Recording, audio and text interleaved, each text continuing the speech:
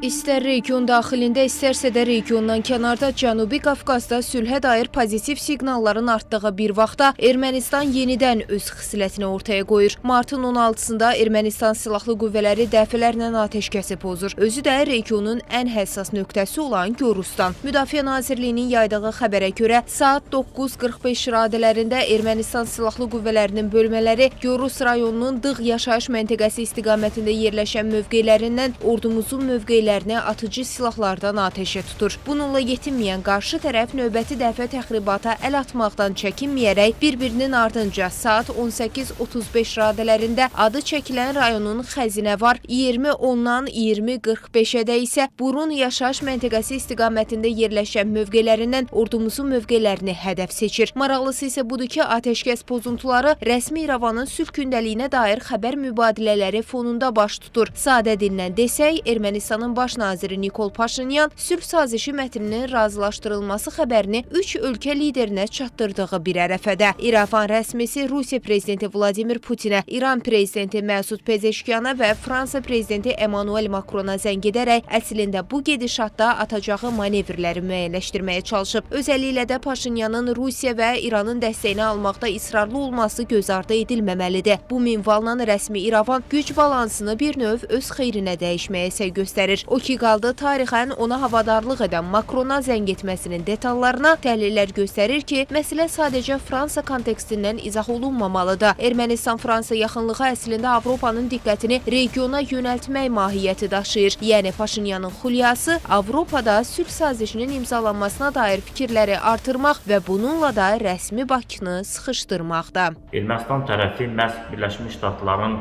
məsələyə münasibəti fonunda həm də prosesi şantaj elədiyini ortaya qoymuş oldu. Çünki bu atəşkəsin pozulma coğrafiyası təxminən Ermənistan-Azərbaycan şərti sərhədinin xəritədən də baxanda cənub bölgəsinə düşür ki, biz bütövlükdə Zəngəzur dəhlizi üzərindən 4 ildir, 5 ildə apardığımız müzakirələrdə bu coğrafiyanın həssaslığını çox yaxşı bilirik. Son sülh müqaviləsinə görə ki, 17 bəndlik müqavilənin son 2 bəndini də qəbul eləmişik fikrini tirajlamaqla ki, əslində biz qəbul edirik, qəbul eləməyən Azərbaycandır baxışını yürüdür.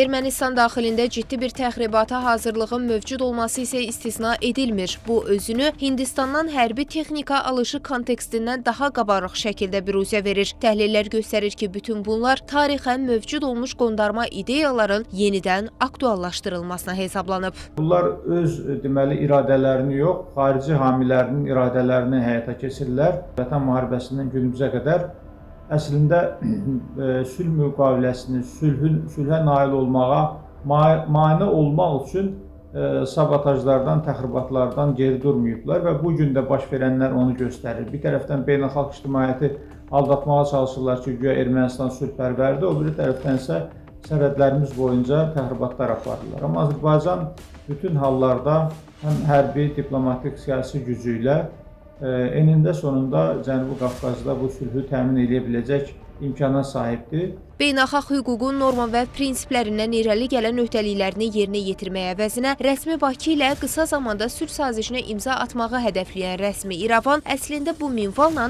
17 bəndlik sənədin müddəalarının icrasını gecikdirmək niyyətindədir və bəlkə də heç vaxt icra etməmək niyyətində. Ancaq mütəmadi olaraq təxribata maraqlı olan bu qonşumuzun unutduğu bir məqam var. Sülhə dair şərtləri diktə edən qarşı tərəfin özü deyil, rəsmi Bakıdır. Zeynəb Mirzəyeva, Real.